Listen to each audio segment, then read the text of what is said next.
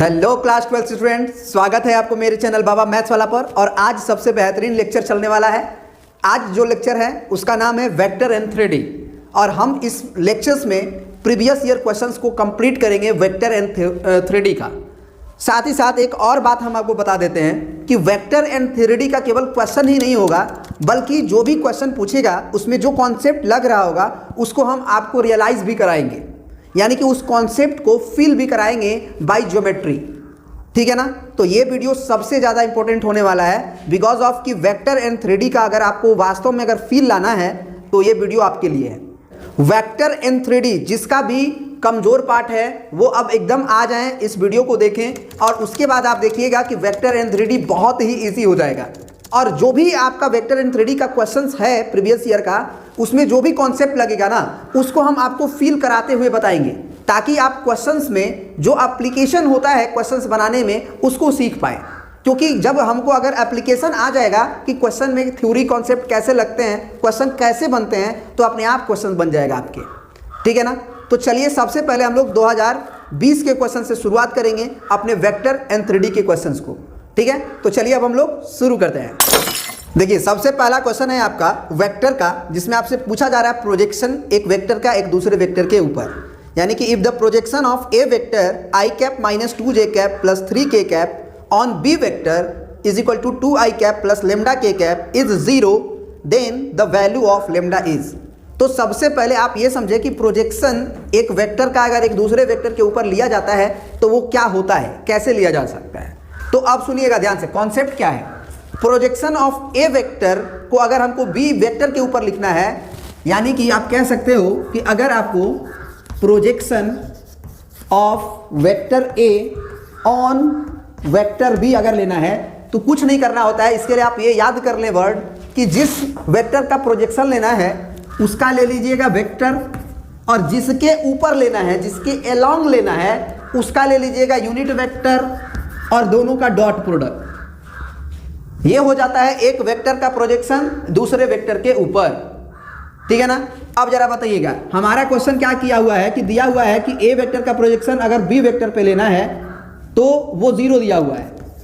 अब बी का कैप को कैसे लिखते हैं, बी वेक्टर का बी वेक्टर और बी के मैग्नीट्यूड से हम लोग उसे डिवाइड कर देते हैं तो वो यूनिट वेक्टर बन जाता है। एक वेक्टर को यूनिट वेक्टर में कैसे बदला जाता है, उसका वेक्टर ले लीजिए और उसी के यूनिट वेक्टर के साथ डिवाइड कर दीजिए तो वो यूनिट वेक्टर बन जाता है, और डॉट बराबर हमें दिया गया है 0। अब ए वेक्टर हमें क्या दिया हुआ है, तो ए वेक्टर हमें दिया हुआ है आई कैप माइनस 2j कैप और प्लस 3k कैप। इस वेक्टर का डॉट लेना है बी वेक्टर के साथ, तो बी वेक्टर आपको दिया हुआ है 2i कैप और प्लस 0j कैप लिख सकते हैं और प्लस लेमडा k कैप लिख सकते हैं। लेकिन केवल बी वेक्टर नहीं, इसका मैग्नीट्यूड से डिवाइड भी करना होगा, तो अंडर रूट यहाँ से हो जाएगा 2 का स्क्वायर प्लस यहाँ से हो जाएगा 0 का स्क्वायर, यहाँ से हो जाएगा लेमडा का स्क्वायर। क्योंकि किसी भी वेक्टर का मैग्नीट्यूड लेना है तो उसके x के कोफिशिएंट का स्क्वायर, y के कोफिशिएंट के स्क्वायर और z के कोफिशिएंट के स्क्वायर को जोड़ दीजिए और अंडर रूट ले लीजिए। तो ये भैया हमको दिया गया है 0। अब बारी बारी से अगर डॉट प्रोडक्ट लिया जाता है तो मालूम होगा आपको कि i को i के कंपोनेंट से मल्टीप्लाई, j को j के कंपोनेंट के साथ मल्टीप्लाई और k के कंपोनेंट के साथ मल्टीप्लाई, यानी कि ये हो जाएगा i का कोफिशिएंट 1 है और यहाँ पे i का कोफिशिएंट 2 है, तो 2 1 जा 2, ये हो गया। फिर अगर j का कंपोनेंट j के साथ करें तो ये तो 0 हो जाएगा, k का k के साथ करें तो प्लस 3 लेमडा होगा, और ये जो डिवाइड में है वो तो रहेगा ही, अंडर रूट 2 दूना के 4 और प्लस लेमडा का स्क्वायर। ठीक है, और ये वैल्यू आपका 0 होगा, है ना। क्योंकि ये वाला जो कहानी है वो आपका i में भी है और j में भी है, तो ऊपर मल्टीप्लाई कर देंगे तो नीचे एज इट इज़ रहेगा ये। अब इसको अगर बराबर के उधर भेज दिया जाए तो आप देखेंगे कि 2 प्लस 3 लेमडा का वैल्यू 0 हो जाएगा, यानी कि 3 लेमडा का वैल्यू आपका -2 होगा और लेमडा का वैल्यू इस तरह से -2/3 हो जाएगा, यानी कि इस क्वेश्चन का ऑप्शन नंबर करेक्ट हो जाएगा सी। ठीक है ना, -2/3। अब देखिए, अब हम लोग नेक्स्ट क्वेश्चन पे बढ़ते हैं। देखिए अगला क्वेश्चन आपका बहुत ही बेहतरीन है और क्या कह रहा है, देखिए कह रहा है कि the vector equation of the line passing through the point -1 5 and 4 and perpendicular to the plane z बराबर 0। माने एक ऐसे लाइन का इक्वेशन निकालना है जो एक गिवन पॉइंट से पास कर रहा है और वो गिवन पॉइंट -1 5 और 4 है, और ये लाइन हमारा एक प्लेन है और उस प्लेन का नाम हमें बताया गया कि वो जेड एक्सिस है, जेड बराबर 0 प्लेन है, उस प्लेन के इक्वेशन का नाम है जेड बराबर 0। तो उस प्लेन के परपेंडिकुलर हमारा लाइन है और ये पॉइंट से पास कर रहा है। इसका मतलब ये हुआ कि अगर इस लाइन का इक्वेशन निकालना है तो इस लाइन का डायरेक्शन रेशियो पता होना चाहिए, क्योंकि पॉइंट तो पता है।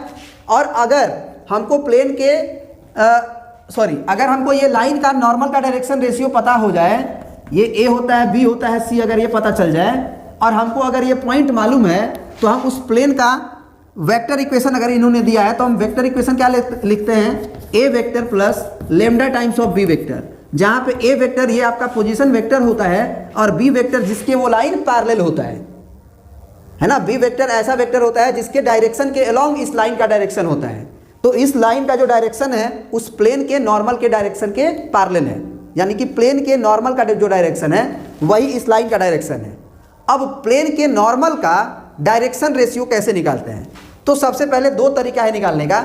अगर z बराबर 0 हमको प्लेन का इक्वेशन दिया है तो इस प्लेन का equation 0x plus 0y plus 1z बराबर 0 लिख सकते हैं। और इस तरह से प्लेन का जो डायरेक्शन रेशियो होगा नॉर्मल का वो हो जाएगा 0, 0, 1।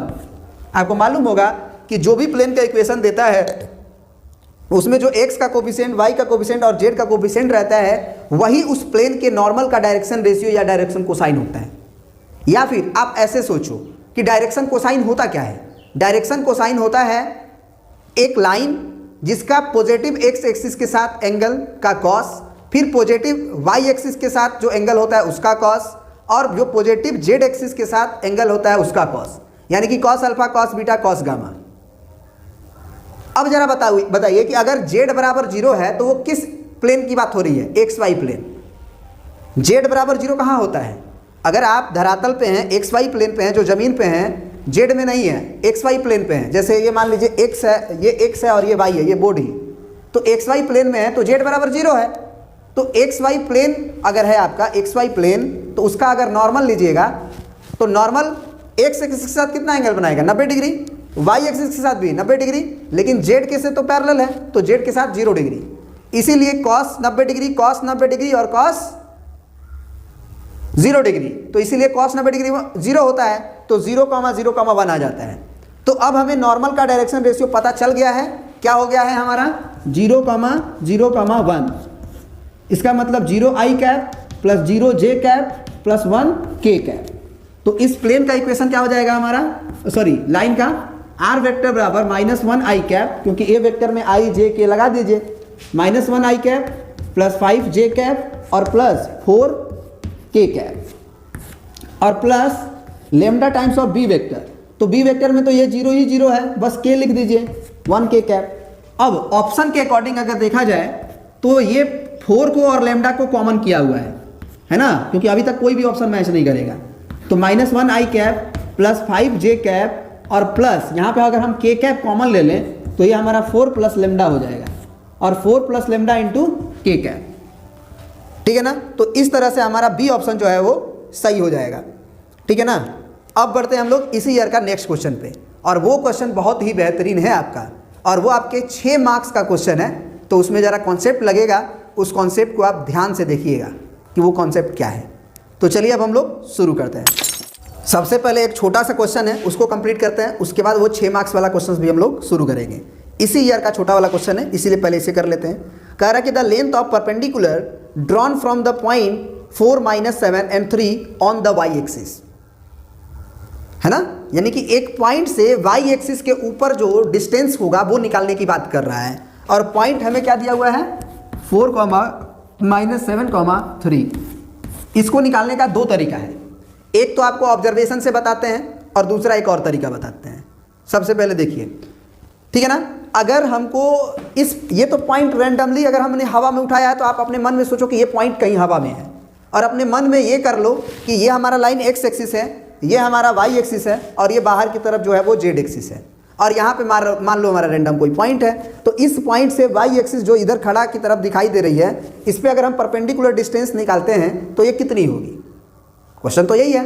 तो अगर हमको ये परपेंडिकुलर डिस्टेंस निकालना है तो यहाँ का पॉइंट मालूम होना चाहिए। अब ये ओरिजिन से कितना ऊपर है, वाई एक्सिस में जितना डिस्टेंस ट्रेवल किया है, तो ये पॉइंट का और इस पॉइंट का कोऑर्डिनेट हम निकाल सकते हैं। अगर यहाँ से अगर परपेंडिकुलर ड्रॉप करते हैं वाई एक्सिस पे तो इस पॉइंट का कोऑर्डिनेट निकाल सकते हैं। कैसे? ये पॉइंट अगर ये आपका 4 - 7, 3 दिया हुआ है तो इस पॉइंट पे अगर y की बात करें कि y में कितना ट्रेवल किए हैं तो वो हमें पता है। y एक्सिस पे और क्या पता है? अगर ये पॉइंट P मानते हैं तो y एक्सिस पे अगर हमको पॉइंट मानना होगा तो y एक्सिस पे पॉइंट क्या मानेंगे? x में 0, y में कुछ होगा और z में 0 होगा। अब यही जो y में होगा वो इसी कोऑर्डिनेट के बराबर होगा, क्योंकि हमारा जो पॉइंट है वो ओरिजिन से ऊंचाई में तो उतना ही होगा जितना y एक्सिस के परपेंडिकुलर डाल रहे हैं, क्योंकि हम y एक्सिस पे क्या कर रहे हैं? परपेंडिकुलर डाल रहे हैं। तो जितना हाइट ये उतना हाइट ये होगा, सिंपल सी बात है। तो भैया ये आपका 0, -7, 0 हो गया। अब ये आपको डिस्टेंस निकालना है, यही आपका परपेंडिकुलर है, यही डिस्टेंस निकालना है। तो अब डिस्टेंस फार्मूला लगा देंगे, √x2 - x1 का whole square plus y2 - y1 का whole square plus z2 - z1 का होल स्क्वायर, यानी कि 4 में से 0 का होल स्क्वायर घटाएंगे और प्लस -7 में से -7 का होल स्क्वायर घटाएंगे तो ये 0 प्लस हो जाएगा, है ना, 0 हो जाएगा। और प्लस 3 में से 0 का होल स्क्वायर घटाएंगे, ये हो जाएगा। तो ये हो जाएगा 4 के 16 और ये तो 0 और ये 3 3 जा 9, यानी कि 25 आया तो बाहर आ जाएगा 5। दूसरा क्या तरीका है? देखिए, दूसरा तरीका है कि आप इस पॉइंट से एक ओरिजिन पे लाइन खींचिए। तो ये पॉइंट से जब ओरिजिन पे लाइन खींचोगे तो ये एक हाइपोटेनस की वर्क करेगा और यहाँ पे आप परपेंडिकुलर ड्रॉप किए हो कहाँ पे? वाई एक्सिस के ऊपर। तो अब देखिए, अगर ये राइट एंगल अगर आपको समझ में आ रहा है तो ये हाइपोटेनस के स्क्वायर में से आप परपेंडिकुलर का स्क्वायर घटा दोगे तो बेस का स्क्वायर आ जाएगा। नहीं तो ये जो हाइपोटेनस है वो आपका ओरिजिन से डिस्टेंस हो जाएगा। तो ओरिजिन है 0 0 0 और पॉइंट यहाँ पे है आपका -4 - 7, 3। तो इसका स्क्वायर को घटाना तो अंडर रूट गायब हो जाएगा और माइनस ये जो डिस्टेंस है वो अभी हम बोले कि ओरिजिन से अगर y एक्सिस पे पॉइंट देखा जाए तो वो 7 यूनिट होगा, -7 यूनिट। तो वो यूनिट घटा दो 7 का स्क्वायर तो वो घटेगा तो आ जाएगा। यानी कि आप कह सकते हो कि हाइपोटेनस स्क्वायर माइनस बेस का स्क्वायर या परपेंडिकुलर का स्क्वायर बराबर हमारा जो लेंथ है इसका अंडर रूट बराबर हमारा लेंथ हो जाएगा। और हाइपोटेनस का स्क्वायर ओरिजिन से अगर निकालना है तो डायरेक्ट 4 - 0 का होल स्क्वायर प्लस -7 - 0 का होल स्क्वायर प्लस 3 - 0 का होल स्क्वायर और इसका लिखोगे स्क्वायर और माइनस परपेंडिकुलर स्क्वायर मतलब 7 का स्क्वायर, है ना। भले -7 लिखो कोई फर्क नहीं पड़ता है। तो ये रूट तो गायब हो जाएगा इस स्क्वायर के चलते। तो ये कितना हो गया आपका? ये हो गया आपका 4 था ना, तो 4 का स्क्वायर 16 प्लस 7 7 जा 49 और प्लस 3 3 जा 9 और ये माइनस का 49। तो ये 49 कट गया, ये 3 3 जा 9 था केवल, तो 16 ना 25 हुआ ना, तो 25 के बाहर आ जाएगा हमारा 5। इस तरह से भी आप समझ सकते हो, ठीक है ना, अगर वो पॉइंट लेने में आपको तकलीफ हो तब।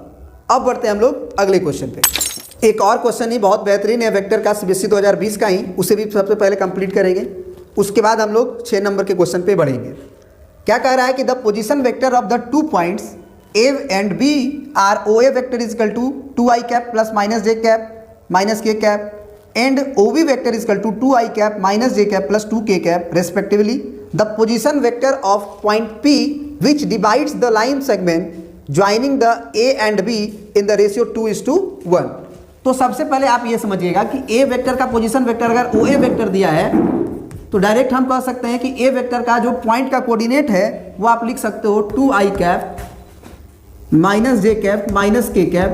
तो ये डायरेक्ट पॉइंट भी लिख सकते हो 2, -1, -1, क्योंकि पोजीशन वेक्टर का मतलब यही होता है।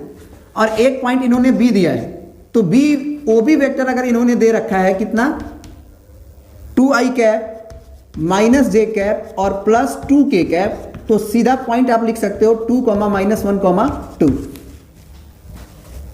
ठीक है ना।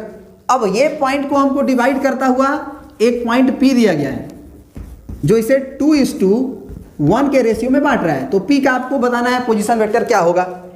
तो आप सेक्शन फार्मूला से आप जानते हो कि 2 का मल्टीप्लाई दूर में किया जाता है इधर और 1 का मल्टीप्लाई इधर।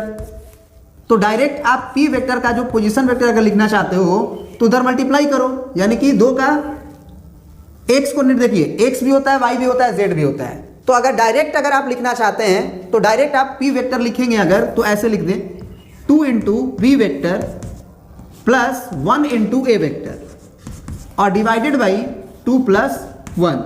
ये आपका P वेक्टर का पोजीशन वेक्टर हो गया। अब अगर ये बी वेक्टर है तो इसका मतलब कि कहानी हो रही है कि 2 की मल्टीप्लाई आपको करना है बी वेक्टर में, यानी कि 2i कैप में, -1j कैप में और +2k कैप में, और प्लस 1 की मल्टीप्लाई करना है आपको ए वेक्टर में। ए वेक्टर का मतलब हो गया कि 2i कैप -j कैप और -k है ना, बिल्कुल, तो ये -k कैप और डिवाइडेड बाई 3। तो अब i वाला i को एक साथ कर लीजिए, j के साथ कर लीजिए, k को k के साथ कर लीजिए, तो OP वेक्टर यानी कि पोजीशन वेक्टर आपका हो जाएगा, ये जो आपका स्मॉल p वेक्टर कहा जाता है, वो हो जाएगा 2 दूना के 4 और यहाँ से 2, 6i कैप, फिर -2j कैप और -j कैप यानी कि -3j कैप, और यहाँ से 2 दूना के 4k कैप और यहाँ से -1k कैप, यानी कि 4 में से एक गया तो 3k कैप और डिवाइडेड बाई 3। अब 3 से तो सीधा कटता हुआ नजर आ रहा है, तो इसका मतलब OP वेक्टर जो आएगा यानी कि पोजीशन वेक्टर वो हो जाएगा 3 2 जा 6 और -3 1 जा 3 और +3 1 जा 3, यानी कि 2i cap -j cap +k cap. This is your position vector of OP vector, ठीक है ना। चलिए ये भी कंप्लीट हो गया। अब देख लेते हैं कि एक आधा और क्वेश्चन है आपका CBSE 2020 का, जो कि वेक्टर का है 6 नंबर से पहले। तो अब तो नहीं दिख रहा है, नहीं दिख रहा है, एक ठो और क्वेश्चन है, ठीक है ना, उसे भी सबसे पहले कंप्लीट करते हैं, फिर हम लोग बढ़ेंगे। बड़ी क्वेश्चन है वेक्टर एंड 3D का, ठीक है ना, बड़ी क्वेश्चन है, तो इसीलिए आप हर कॉन्सेप्ट को समझते हुए आगे बढ़िएगा तो ज़्यादा बढ़िया रहेगा।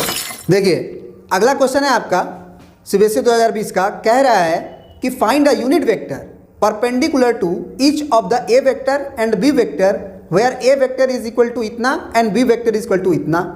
और करके दूसरा क्वेश्चन दिया हुआ है, कह रहा है कि find the volume of the parallelopiped which adjacent edges are represented by 2a vector -b vector +3c vector where A vector and B vector and c vector as follows. इस तरह से आपको दिया हुआ है। दोनों क्वेश्चन को बनाएंगे। सबसे पहले पहला क्वेश्चन, अगर सोचिए कि आपको 2 वेक्टर दिया गया है, A vector and B vector. A vector का नाम दिया हुआ है आपको 5i कैप। एक काम करते हैं,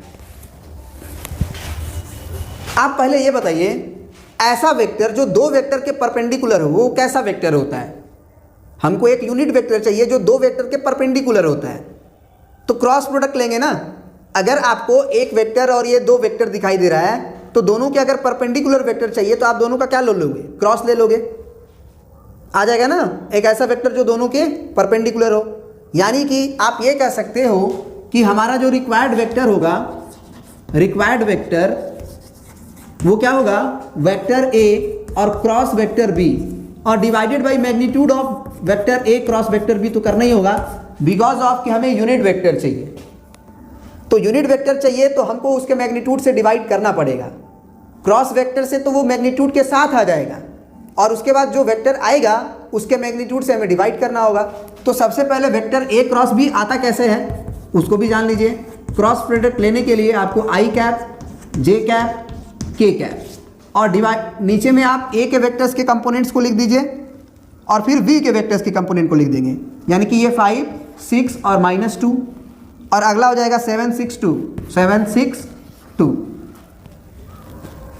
अब देखिए, अब क्रॉस प्रोडक्ट लेना है ना, ए क्रॉस बी निकालना है हमें, तो आई कैप के साथ मल्टीप्लाई जब होगा तो ये खत्म हो जाएगा, ये खत्म हो जाएगा, 6 2 जा 12 और माइनस इसका मल्टीप्लाई इसमें होगा तो ये माइनस का 12 आएगा तो ये प्लस का 12 हो जाएगा।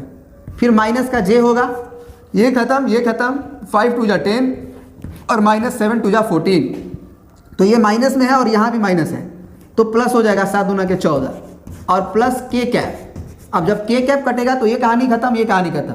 5 6 जा 30 और -7 6 जा 42 और ये आपका के कैप के साथ था, यानी कि ए क्रॉस बी अगर ध्यान से देखा जाए तो वो आ चुका है 24 आई कैप और माइनस शायद फिर से 10 और 10 20 4 24 जे कैप और इसे भी देखा जाए तो 30 में से 4 घटेगा तो 26 बचेगा और प्लस में 26 के कैप।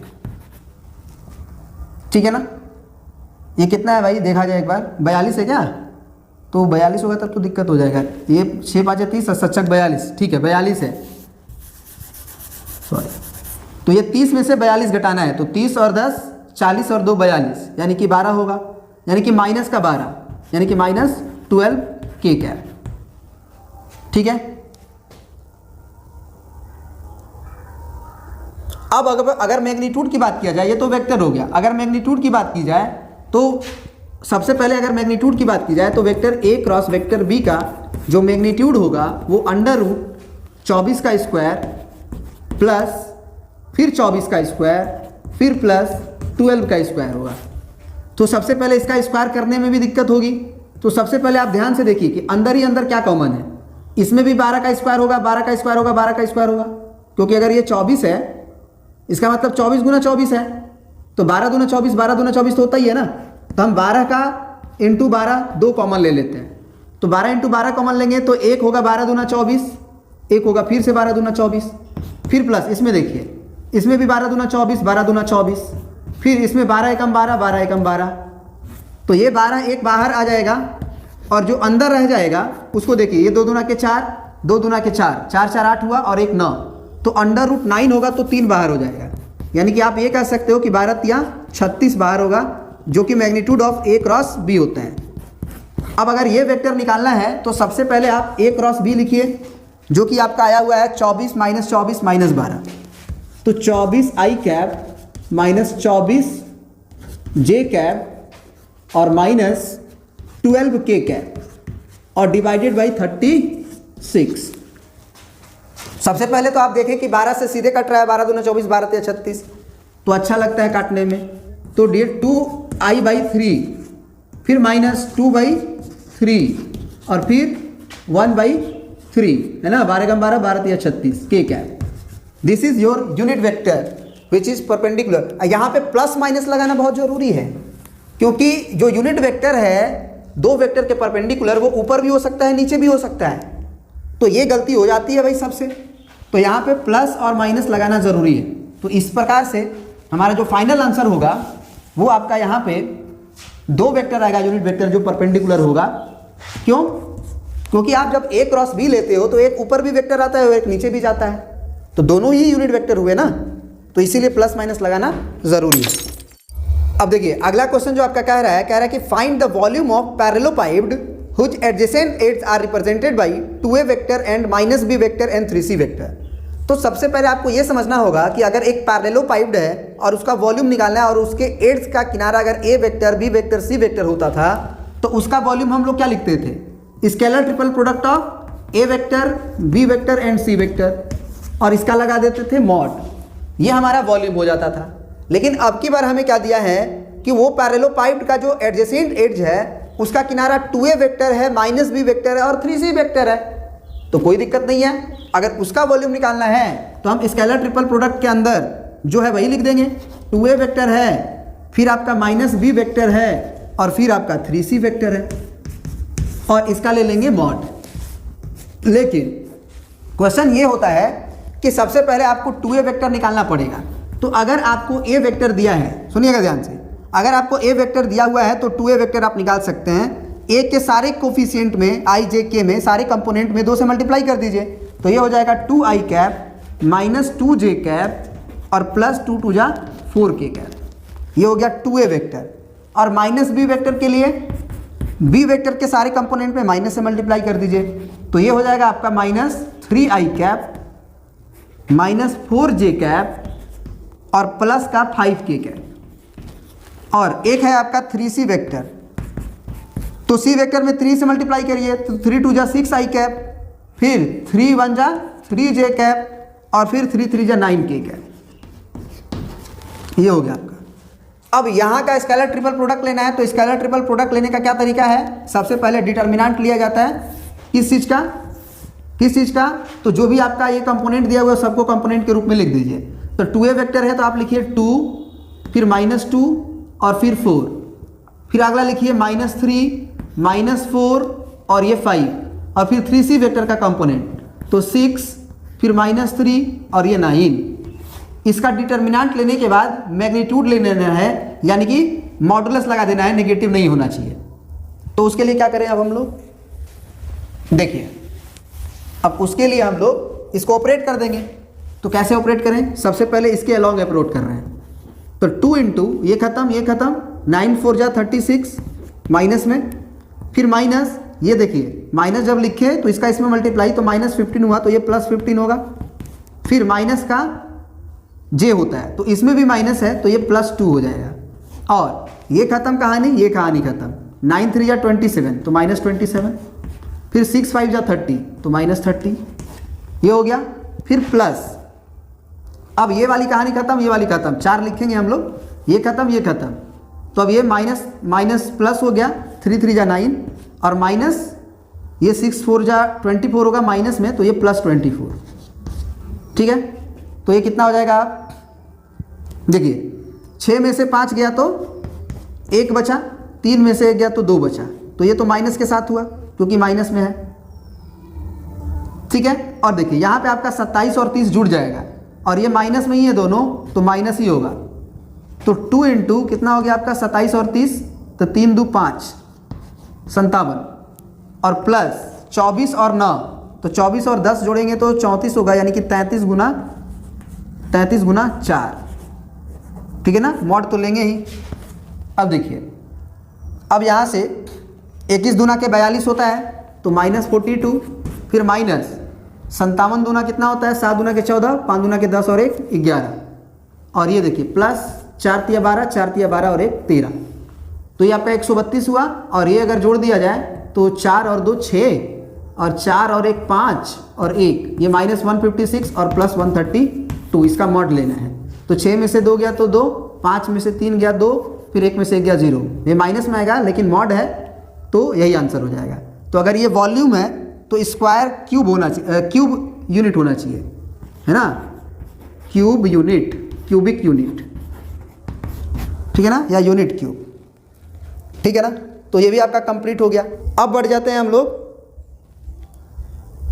एक और इसी का एक बेहतरीन क्वेश्चन है, बहुत क्वेश्चन दिया भैया वेक्टर एंड 3D का।